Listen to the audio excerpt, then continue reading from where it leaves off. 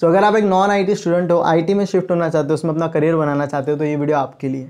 So hey friends, welcome to Last Moment Tuitions. मेरा नाम सुमेर सिंह राजपुरोहित है और आज के पॉडकास्ट में हमारे साथ एक जो गेस्ट है वो है कीर्ति। कीर्ति एक नॉन आईटी स्टूडेंट थे। उन्होंने अपनी करियर की जर्नी शुरू की थी 6 LPA से।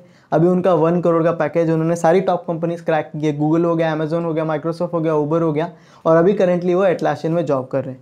तो इस पॉडकास्ट में हम कीर्ति की जर्नी जानेंगे कि कैसे उन्होंने इन कंपनीज को क्रैक किया, 6 LPA से 1 CR की जर्नी क्या थी। उसी के साथ साथ हम एक रोड मैप जानेंगे कि अगर एक नॉन आईटी स्टूडेंट है, वो सॉफ्टवेयर इंजीनियरिंग में शिफ्ट होना चाहता है, खुद का करियर आईटी में बनाना चाहता है, तो वो कैसे जीरो से स्क्रैच से शुरू कर सकता है और इस लेवल पे खुद को प्रिपेयर कर सकता है कि वो एक अच्छी जॉब क्रैक कर पाए। तो वो सारी चीज़ें इस वीडियो में होने वाला है, तो वीडियो को लास्ट तक ज़रूर देखना। इसकी लाइक टारगेट है 1000 लाइक, तो फटफट वीडियो को लाइक करो। चैनल पर नए हो तो सब्सक्राइब करके रखो और चलो वीडियो को शुरू करते हैं।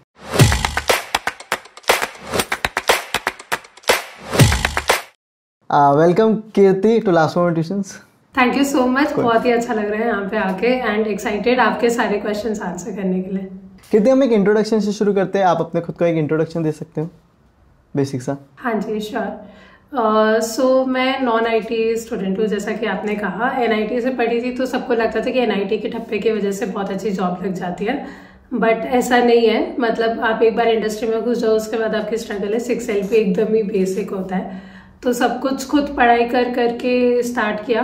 फिर रियलाइज हुआ कि खुद से पढ़ने में कुछ दिक्कतें आती है, तो फिर मैंने पढ़ाना चालू कर दिया और लोगों को पढ़ाने का स्टाइल समझ में आ गया। तो अब लोगों को गाइड करती हूँ यूट्यूब पे, लिंक्डइन पे, और लोगों को मेंटर करती हूँ और हेल्प करती हूँ कि कैसे उनकी भी बहुत अच्छी जॉब लग सकती है। आपकी क्या जर्नी रही है जब आपने शुरू किया था नॉन आईटी से? तो आपकी पहली जॉब किस तरह से थी? क्या आपने किस में जॉब ली और उधर से अब तक की आपकी नॉन आईटी से किस तरह से आप जो भी करंटली आपका पैकेज है और आपने इतनी सारी कंपनीज क्रैक की है, तो वो कैसी जर्नी रही है आपकी? सो मैंने स्टार्ट तो एज अ बैकएंड डेवलपर किया था और टाली सॉल्यूशंस नाम की कंपनी में, और वहाँ पे मेरे को माइक्रो सर्विसेज में काम करने मिला, जो कि एक्चुअली बहुत अच्छी अपॉर्चुनिटी है। बट मेरे को रियलाइज हुआ कि सीखने के लिए बहुत कुछ है।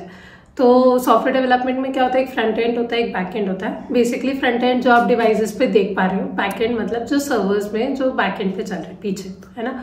तो मैं पहले बैक एंड पे काम करती थी, फिर मैंने फ्रंट एंड पे काम करने के लिए अपनी जॉब छोड़ी और मैंने एक स्टार्टअप ज्वाइन किया। वहाँ पे मैंने फ्रंट एंड पे काम किया, तब मैं बन गई फुल स्टैक डेवलपर। मतलब मैं फ्रंट एंड पे भी कर सकती हूँ, बैक एंड पे भी कर सकती हूँ, तो इसलिए मेरी वैल्यू अच्छी बढ़ गई। ठीक है, फिर मैंने अपनी लॉजिकल रीजनिंग बहुत अच्छी की। तो इंटरव्यूज प्रोसेस के लिए एक बहुत ही इंपॉर्टेंट सब्जेक्ट होता है डेटा स्ट्रक्चर्स एंड एल्गोरिथम्स, जो मैंने पूरा खुद से पढ़ा, और वही मेन सब्जेक्ट होता है जिसकी वजह से सॉफ्टवेयर डेवलपर्स की नौकरी लगती है, तो जिसकी वजह से मैं इतने सारे इंटरव्यूज क्रैक कर पाई। ओके, और उसके बाद आप कौन सी कंपनी में शिफ्ट हुए आफ्टर द स्टार्टअप? हाँ, तो आफ्टर द स्टार्टअप में ऐसा था कि मैं एक बार ये एप्लीकेशन डिलीवर कर दूंगी तो उसके बाद मैं छोड़ सकती हूँ। तो जब मैंने वो डिलीवर कर लिया, उसके बाद मैंने इंटरवेट ज्वाइन किया था, जो कि काफ़ी अच्छी कंपनी थी, और इंटरवेट के बाद एटलासियन ज्वाइन किया। ओके, सो और ये टोटल आपका कितने साल का टाइम पीरियड रहा? Around 5.5 years. सो मैंने 1-1.5 साल पहले कंपनी में काम किया था, फिर स्टार्टअप में केवल 6 मंथ्स एक पूरा एप्लीकेशन बना के दे दिया, फिर इंटरवेट में 2.5 साल समझ लीजिए, फिर एटलासियन। कीर्ति, अगर अभी सेकेंड ईयर में नॉन आईटी में आपको, मैं वहाँ पे, आप समझो वहाँ पे हो, आपको सॉफ्टवेयर इंजीनियरिंग की जॉब क्रैक करनी है, आपको आईटी फील्ड में आना है, आप एक क्या रोड मैप फॉलो करोगी विद ऑल योर एक्सपीरियंस? आपको पता है कि क्या क्या चीज़ है, या फिर एक second year third year student है। एक्चुअली बच्चों को बहुत तकलीफें क्या होती है पता है, वो बहुत सारे डिपार्टमेंट्स है, कोई मैकेनिकल से, सिविल के लिए, और उधर अभी के लेवल पे उतनी जॉब्स नहीं है। आईटी में बहुत अच्छी जॉब्स है, चल रहा है करंटली ये चीज़, तो लोग इसमें शिफ्ट होना चाहते हैं। पर मैंने लोगों से बात की ना, तो बोलते हैं सुमेर भाई को प्रॉपर कोई बताने वाला ही नहीं है क्या करना है, कैसे करना है। मतलब अगर कोई, और आप पढ़ाते भी हो तो अपने को पता है कि देख भाई स्टेप 1 ये, स्टेप 2 ये, स्टेप 3 है, स्टेप 4 ऐसा ऐसा करेगा तो। अगर सेकेंड ईयर से, अभी थर्ड ईयर से भी है, क्योंकि अपने को अपनी कॉलेज की भी पढ़ाई मेंटेन करनी पड़ती है और उसी के साथ साथ कोडिंग भी अलग से सीखना है। ये हमारे साथ में नहीं है। कंप्यूटर साइंस के बच्चे के अलावा जो नॉन आईटी स्टूडेंट है, तो उनके लिए अगर कीर्ति एक प्रॉपर रोड मैप दे दें, यार इतना कर लोगे तो तुम्हारा हो जाएगा, तो वो क्या होगा कीर्ति? देखिए, सॉफ्टवेयर डेवलपमेंट बहुत ही बड़ा प्रोफाइल है। अब उसमें भी बहुत सारी चीज़ें आती है, जैसे डेटा साइंस भी आ जाता है, टेस्टिंग भी आ जाती है, डेवऑप्स भी आ जाता है, बहुत सारी चीज़ें आती है। बट मैं एज अ डेवलपर आपको बताती हूँ कि अगर हम डेवलपमेंट में फोकस करना है, अगर हमें फुल स्टैक डेवलपर बनना है या बैक एंड डेवलपर बनना है, तो उसके लिए क्या क्या ज़रूरी है। तो मैंने अभी एक बहुत ही इंपॉर्टेंट सब्जेक्ट का नाम दिया था, डेटा स्ट्रक्चर्स एंड एल्गोरिथम्स। ये सबसे इम्पॉर्टेंट सब्जेक्ट है जिससे आपकी लॉजिकल रीजनिंग बनती है, जिससे आप इंडस्ट्री में घुस सकते हो। तो ये सबसे इम्पॉर्टेंट चीज़ होती है किसी भी, अगर बैक एंड डेवलपर बनना है या फुल स्टैक डेवलपर बनना है। उसमें बेसिक से स्टार्ट होगा, एरेज, फॉर लूप्स वगैरह लिखना। कोई भी एक लैंग्वेज पकड़ लीजिए, आप लैंग्वेज के पीछे मत भागिए कि अरे मेरे को 2-3 लैंग्वेजेस आनी चाहिए। जावा पकड़ना है तो जावा पकड़ लीजिए, C++ पकड़ना है C++ पकड़ लीजिए, पाइथन पकड़ लीजिए, कोई भी एक लैंग्वेज। उसमें डेटा स्ट्रक्चर्स, एल्गोरिथम्स और अपनी लॉजिकल रीजनिंग अच्छे से बिल्ड करनी है। ठीक है, ये हो गया। फिर इसके अलावा कंप्यूटर्स के कुछ 2-3 इंपॉर्टेंट टॉपिक होते हैं, जैसे कंप्यूटर नेटवर्किंग हो गया, ऑपरेटिंग सिस्टम हो गया। ये 2-3 अगर आपने अच्छे से समझ लिए तो फिर इतना काफ़ी, आप इंडस्ट्री में बहुत अच्छे से आगे बढ़ सकते हो। मतलब बस आप इतना बेसिक्स क्लियर कर लो, अब आप किसी भी ब्रांच से हो, आपको डेवलपमेंट की आपकी बहुत अच्छी जॉब लग सकती है।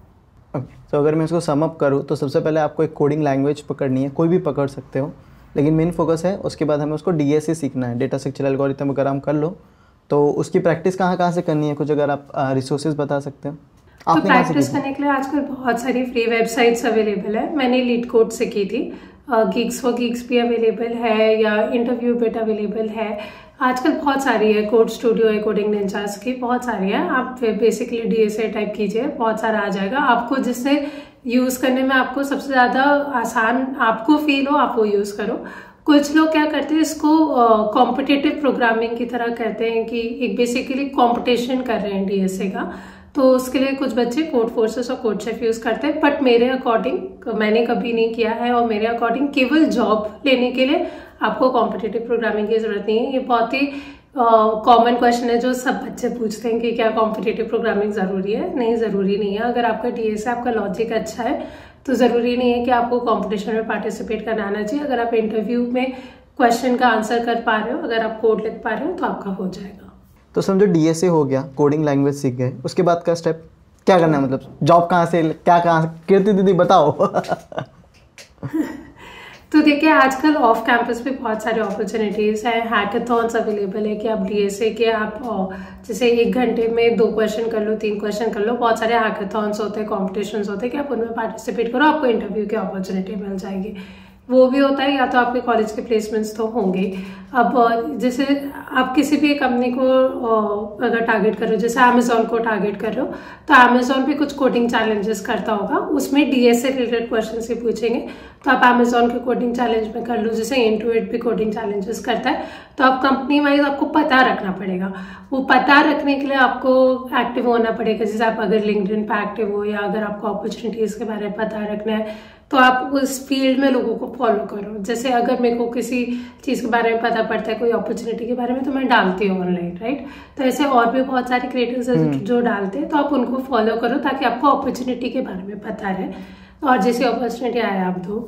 वाह, दैट्स अमेजिंग। एक नॉन आईटी की डिग्री कितनी उधर मैटर करती है कि तुम्हारे पास, क्योंकि आईटी की डिग्री नहीं है, तो जब वो लोग जॉब के लिए जाते हैं तो क्या वो उतना मैटर करता है उधर? देखिए, सॉफ्टवेयर डेवलपर्स, अच्छे सॉफ्टवेयर डेवलपर्स की बहुत कमी है, जिनकी एक्चुअली स्किल्स बहुत अच्छी हो, जिनकी लॉजिकल बिल्डिंग बहुत अच्छी हो। तो अगर आप में वो है, अगर आप डीएसए अच्छे से कर पा रहे हो, अगर आपकी लॉजिकल बिल्डिंग है, आप कोड लिख पा रहे हो, तो उनको कुछ फर्क नहीं पड़ता कि आप कौन से कॉलेज से, आप Tier 3 से हो, Tier 1 से, उनको फर्क नहीं पड़ता। आपकी डिग्री कौन सी है, कुछ फर्क नहीं पड़ता। आपका CGPA क्या था, कुछ फर्क नहीं पड़ता। अगर आप उस वक्त इंटरव्यू में जवाब दे पा रहे हो, अगर आप इंटरव्यू तक पहुंच पा रहे हो, अगर आप लॉजिकल आंसर दे पा रहे हो, तो उनको कुछ फर्क नहीं पड़ता कि आपका बैकग्राउंड क्या था। आजकल बहुत सारे स्पेशली स्टार्टअप्स इस बात पे टारगेट करते हैं कि आप कोड लिख सकते हो कि नहीं। आप अगर कोड लिख पा रहे हो, अगर उनका काम करते रहो, तो उनको कुछ फर्क नहीं पड़ता कि आप कहाँ से आए हो।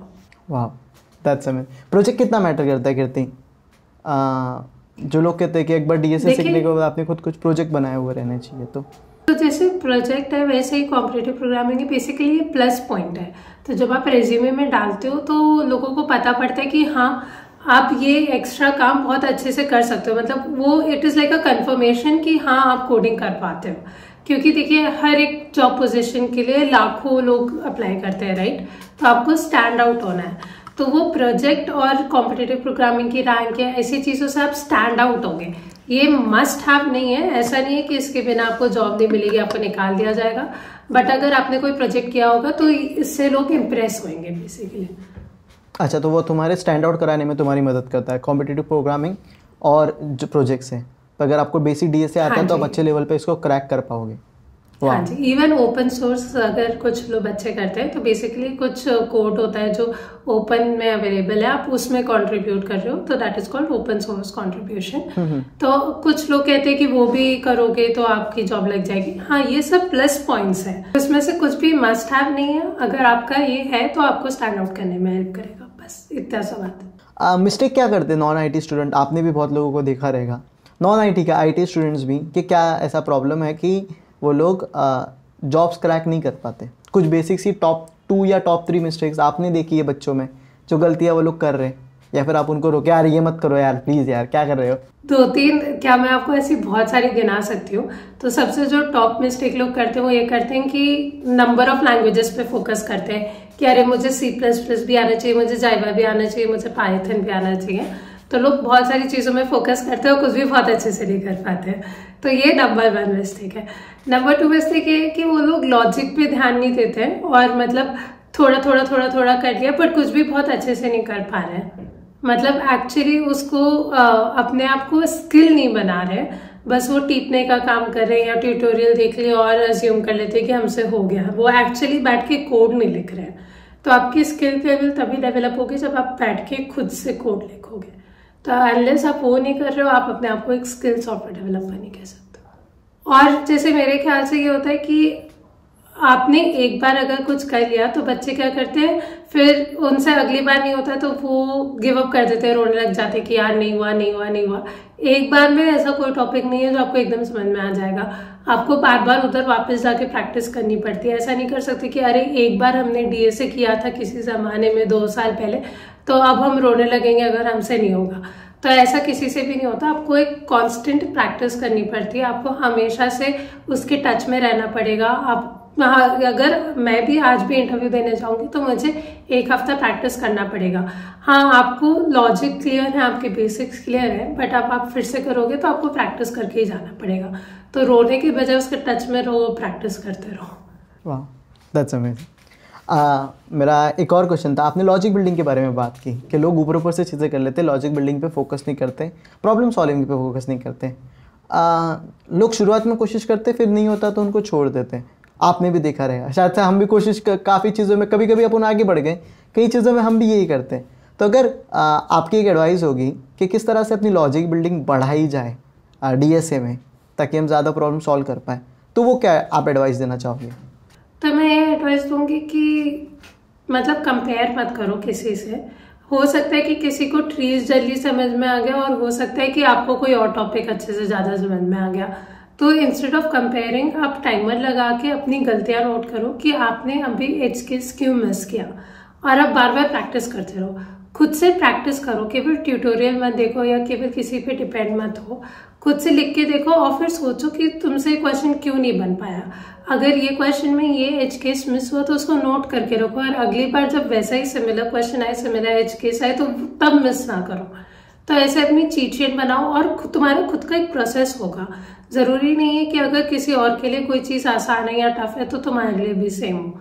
तो एक मतलब किसी के पीछे नहीं पड़ के अपने आप का प्रोसेस पहले खुद समझो कि तुम्हारे लिए क्या चीज वर्कआउट कर रही है। हाँ, मतलब खुद को कंपेयर मत करो, खुद पे बिलीव रखो, थोड़ा थोड़ा होगा, धीरे धीरे होगा। खुद के नोट्स बनाओ, जर्नलिंग करो। मतलब मैं जर्नलिंग करता हूँ चीज़ों को लेकर, जो चीज़ नहीं वर्कआउट करती, और उस पर वापस काम करो। धीरे धीरे करते करते हो जाएगा। लोग गिव अप जल्दी कर देते हैं, उनको लगता है यार बहुत जल्दी कर देते हैं, तो वो नहीं करना है, बहुत जल्दी कर देते हैं। लॉजिक बिल्डिंग में टाइम लगता है, और यही वो चीज़ है जिसकी वजह से आपको नौकरी मिलेगी, लाखों की नौकरी मिलेगी। तो यू कांट एक्सपेक्ट कि आपको 1-2 दिन में आ जाएगा।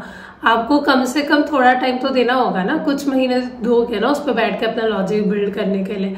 एक दिन में होता होता तो हर कोई सॉफ्टवेयर डेवलपर नहीं होता आज। कितना टाइम लगता है अगर एक इंसान डीएसए को लेके प्रॉपरली बैठ रहा है और दिन के 2-3 घंटे प्रॉपरली वो पुट कर, 2-3 भी नहीं, 2 घंटे समझो, 2 से 3 घंटे, तो सबके अलग अलग लर्निंग कैपेबिलिटी होती है, पर फिर भी कि एक मिनिमम इतना रेंज का ऑफ टाइम तो लगता है बाबा।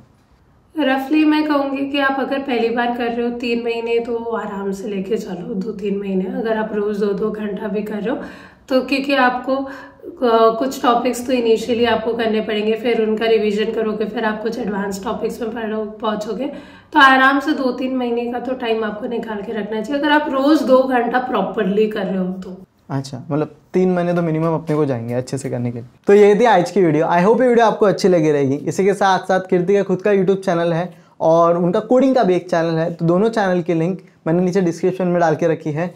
वो बहुत अच्छा कंटेंट मॉक इंटरव्यूज़ के रिगार्डिंग वो पुट करते हैं, सिस्टम डिज़ाइन के रिगार्डिंग वो पुट करते हैं और कोडिंग के रिगार्डिंग में वो पुट करते हैं। तो अगर आप ये चीज़ें सीखना चाहते हो तो आप उनका चैनल ज़रूर चेकआउट कर सकते हो, डिस्क्रिप्शन में उसको लिंक मिल जाएगी। बाकी लास्ट मोटिवेशन को सब्सक्राइब नहीं किया तो सब्सक्राइब करके रखो, लाइक टारगेट 1000 उसको कंप्लीट कर लो और मिलते हैं अगले वीडियो में। तब तक के लिए thank you so much and have a nice day.